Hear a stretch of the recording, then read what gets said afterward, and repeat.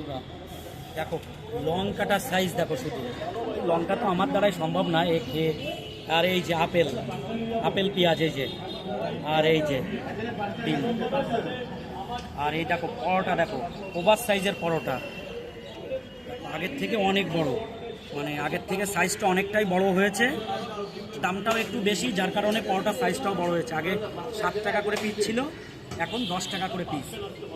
এই যে এখন তরকারি নিয়ে দেখবো, এই যে রাজুদা আগের তরকারিটা দেখাচ্ছি। এ দেখো এর ভেতরে আলু আছে, মটর আছে, ছোলা আছে, বাদাম আছে, এই যে বাদাম দিয়ে তরকারি খেয়ে দেখবো।